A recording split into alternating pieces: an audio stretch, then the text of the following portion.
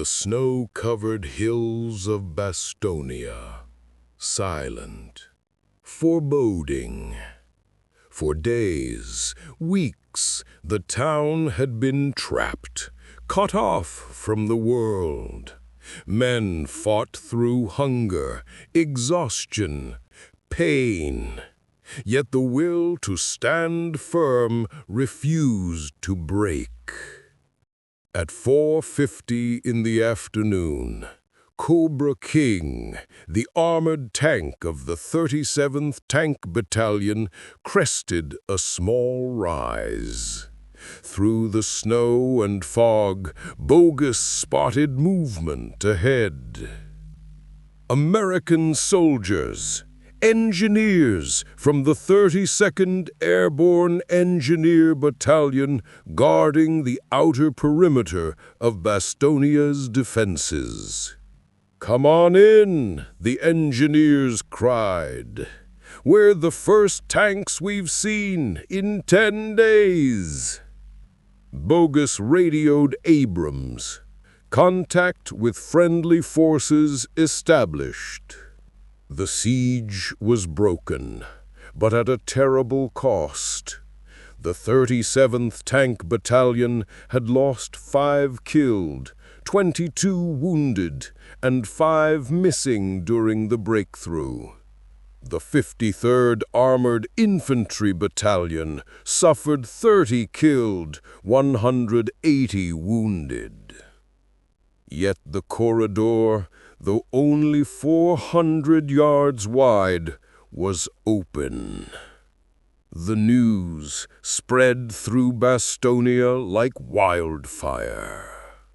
Men who had been carefully conserving every round of ammunition now fired entire clips into the air, celebrating the end of despair. Wounded soldiers, lying in aid stations, cheered despite the pain etched on their faces. General McAuliffe, ever calm, simply said, "We're glad to see you, boys." But for the Germans, the psychological blow was devastating.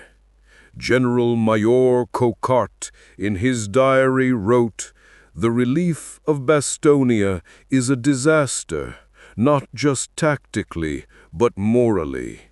Our soldiers no longer believe we can win. They have seen American determination, and it has broken their spirit."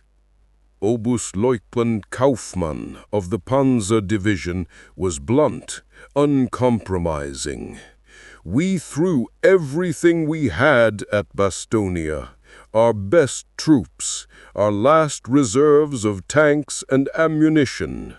And for what they held? When we demanded their surrender, they laughed at us. Nuts." This single word, more than 1,000 bombs, struck deeper into German morale. The defenders had started with approximately 18,000 men. By December 26th, the 101st Airborne Division's casualties from December 19th to January 6th totaled 341 killed, 1,691 wounded, and 516 missing. Combat Command B of the 10th Armored Division suffered about 500 casualties. The 705th Tank Destroyer Battalion had destroyed 108 German armored vehicles while losing only 17 Hellcats. German losses around Bastogne were catastrophic. The 26th Volksgrenadier Division suffered over 60% casualties. The Panzerlehr lost 42 tanks. The 2nd Panzer Division, which had bypassed Bastogne to drive toward the Moose River, ran out of fuel just 4 miles from the river and was destroyed by the U.S. 2nd Armored Division. December 27th brought clearer weather, and with it the full might of Allied air power. From December 23rd to the 27th, Allied aircraft flew over 34,000 sorties. The Luftwaffe, which had started the offensive with 2,000 aircraft, was reduced to fewer than 300 operational planes within a week. Flight Lieutenant Pierre Klosterman of the RAF flew a Tempest fighter-bomber over the battlefield. It was what we called tank plinking. The Germans had no air cover. We'd dive from 8,000 feet, release rockets at 2,000, and pull up. Below us, German vehicles burned for miles. The most devastating raid came on December 26th, when 294 RAF Lancaster bombers attacked German positions around Sonneville. They dropped 1,140 tons of bombs, turning every road within 3 kilometers into rubble and debris. Unteroffizier Hans Behrens of the 18th Volksgrenadier Division survived the raid.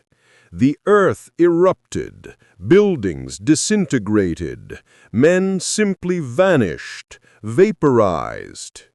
When it ended, I climbed from my shelter to find a moonscape. General McAuliffe specifically credited the 19th Tactical Air Command. If it had not been for your splendid cooperation, we should never have been able to hold out. Throughout the siege, something remarkable was happening within the German forces. A psychological transformation that Allied intelligence wouldn't fully understand until after the war. German soldiers had entered the offensive, filled with propaganda about weak, spoiled Americans who would run at the first sign of serious combat. But what they encountered at Bastogne shattered those illusions. Gerrit Wilhelm Hoffmann of the 26th Volksgrenadier Division wrote to his wife on December 24th. The letter, found on his body, spoke the truth. The Americans are not what we were told. They fight like devils. Yesterday, I saw a single American machine gun crew hold off an entire company for 3 hours. Major Jan Krog of the Panzer Division was captured on December 27th. You have won, not because of your numbers or weapons, but because of spirit. At Bastogne, we learned that American soldiers are warriors. While the defense of Bastogne captured headlines, Patton's relief operation represented something even more remarkable. A revolution in operational warfare. The numbers remain staggering. In 72 hours, Patton's Third Army moved 250,000 men across over 100 miles of icy roads, repositioned 133,000 vehicles without a single major traffic jam. They laid 20,000 meters of telephone wire, established 70 new ammunition supply points, set up 40 field dumps with 500,000 gallons of gasoline, set up 20 field hospitals, delivered 4,000 tons of ammunition, and distributed 62,000 maps. Colonel Oscar Coe, Patton's G2 intelligence officer, later wrote, "What Patton achieved in those 3 days should have been impossible. We calculated it would take a minimum of 6 days just to plan such a movement." The secret was preparation. Unknown to most, Patton had been wargaming this exact scenario for 2 weeks. When other generals dismissed the possibility of a German offensive, Patton ordered his staff to prepare detailed contingency plans. The medical achievements during the siege deserve special recognition. Despite the capture of most medical supplies and personnel on December 19th, doctors and medics saved lives at remarkable rates. Major René Bowman, chief surgeon of the 101st Airborne, performed 167 operations in 10 days, many without proper anesthetic. We operated by candlelight when the generators failed. We used cognac from Belgian homes when the morphine ran out. Technical Sergeant Eugene Raw of Easy Company treated over 200 wounded men during the siege, often crawling through artillery bombardments to reach casualties. He never carried a weapon, only medical supplies. The successful defense of Bastogne and Patton's relief operation had consequences far beyond a tactical victory. Hitler's grand offensive, meant to split the Allied armies to recapture Antwerp, had been stopped cold. Field Marshal Gerd von Rundstedt, overall German commander in the West, admitted in his post-war interrogation Bastogne was the graveyard of the Ardennes offensive. We needed that road junction by December 18th. When the Americans held for a week, then were reinforced, we knew the offensive had failed. The Germans had committed their entire strategic reserve, 25 divisions, to the offensive. In 6 weeks of fighting, they suffered between 81,000 and 98,000 casualties, lost over 600 tanks and assault guns, and 1,000 aircraft. These were losses Germany could never replace. American casualties were also severe. Approximately 75,000 killed, wounded, or missing, with 19,000 killed outright. But America could replace these losses. By January 1945, fresh divisions arrived from the United States at the rate of 1 per week. More importantly, the offensive had exhausted Germany's last reserves. When the Soviets launched their winter offensive on January 12, 1945, Germany had no strategic reserves to shift east. The path to Berlin was open. The Battle of Bastogne created legends that endure to this day. McAuliffe's nuts reply entered American military folklore as the epitome of defiance. Patton's Relief March became a textbook example studied in military academies across the world.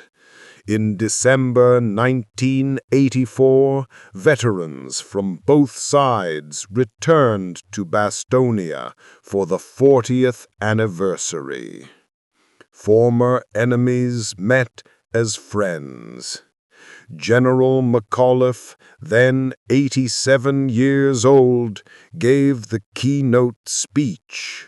"We fought here not for conquest, but for freedom. We fought not from hatred, but from duty. And when it was over, we helped rebuild what war had destroyed." Former helpman Hans Detmer of the 26th Volksgrenadier Division returned for the anniversary. "I came here as a conqueror in 1944. I return as a friend. The Americans we fought showed us what democracy really means, not weakness, but strength." Today, the Mardis Memorial stands on a hill overlooking Bastogne, a star-shaped monument honoring the 76,890 American soldiers killed in the Battle of the Bulge. Every December 16th at 5:30 a.m., the exact moment the German offensive began, bells ring throughout Bastogne. In the town square, a Sherman tank Barracuda from the 11th Armored Division stands as a monument to freedom. Children play on it, climbing over the same armor that liberated their grandparents. Vincent Speranza, the paratrooper who brought beer to wounded soldiers, returned many times to Bastogne before his death. The town brewery created Airborne beer in his honor. At his final visit in 2019, at 96, he raised a glass and said, "To the boys who didn't come home, to the people who never forgot, to freedom."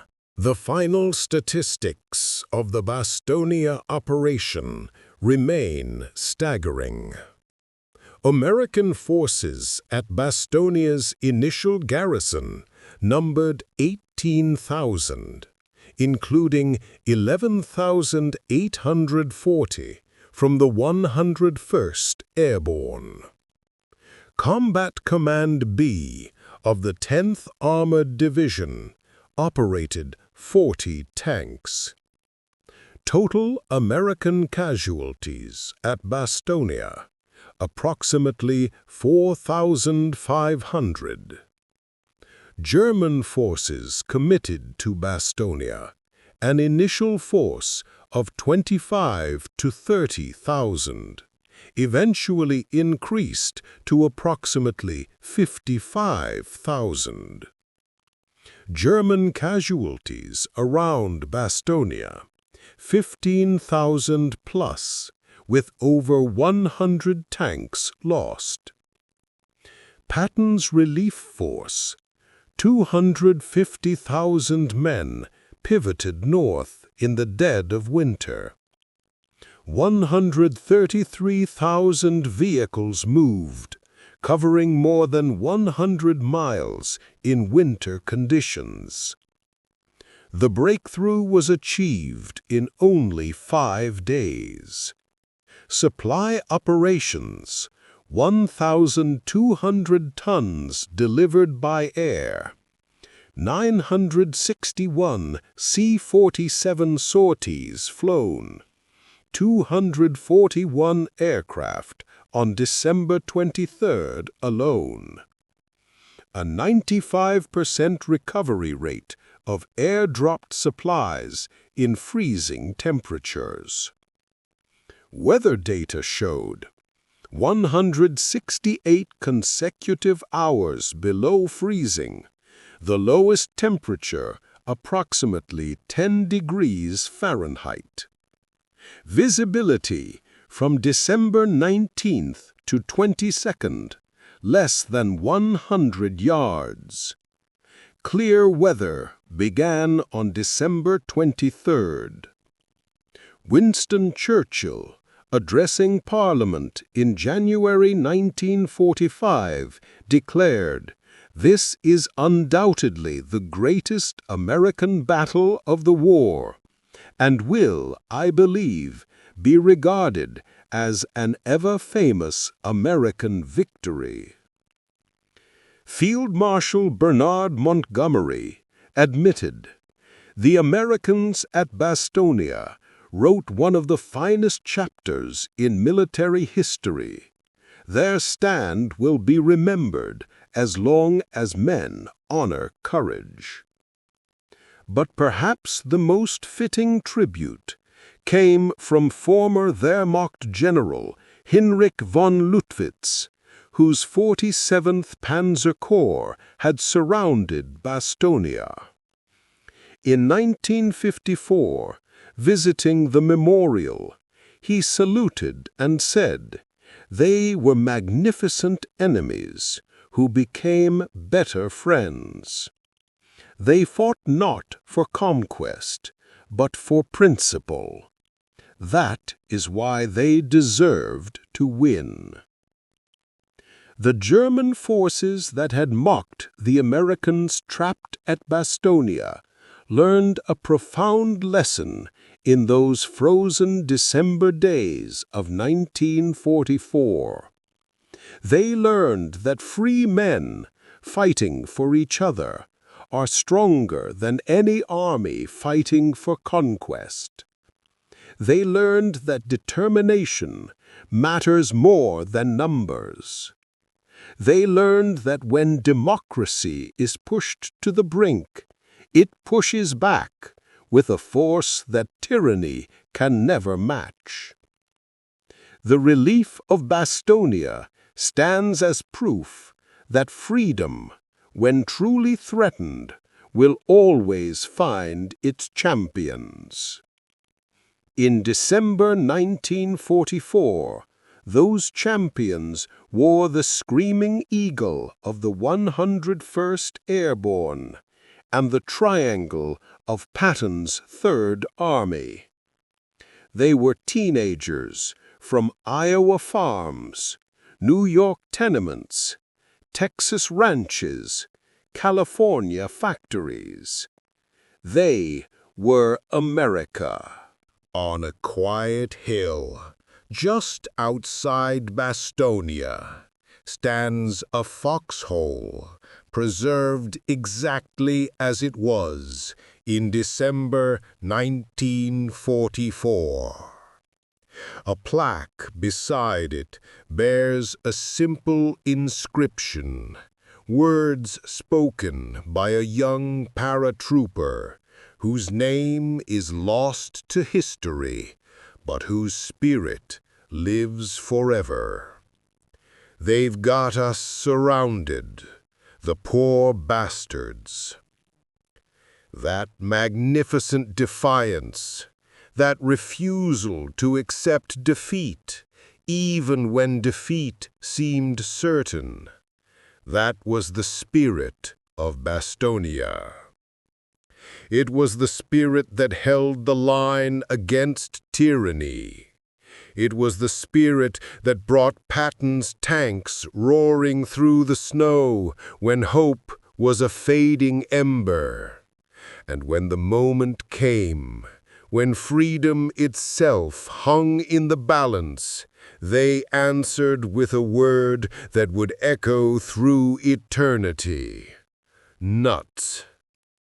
The German mockery died in the snow around Bastogne, buried beneath the thunder of Patton's advancing tanks and the unconquerable spirit of surrounded paratroopers who simply refused to quit. In its place grew respect, then admiration, and finally friendship. The fortress of democracy had held. The arsenal of freedom had triumphed, and in that triumph the future of the free world was secured. The German forces that had mocked the Americans learned a profound lesson. They learned that free men, fighting for each other, are stronger than any army fighting for conquest. They learned that determination matters more than numbers. They learned that when democracy is pushed to the brink, it pushes back with a force that tyranny can never match. The relief of Bastogne stands as proof that freedom, when truly threatened, will always find its champions. In December 1944, those champions wore the screaming eagle of the 101st Airborne and the triangle of Patton's Third Army. They were teenagers from Iowa farms, New York tenements, Texas ranches, California factories. They were America. Today, when you walk those snow-covered hills, when you stand beside the memorial, when you climb the Sherman tank in the town square, you feel it. The laughter of boys who faced death with courage. The cheers of men celebrating victory against impossible odds.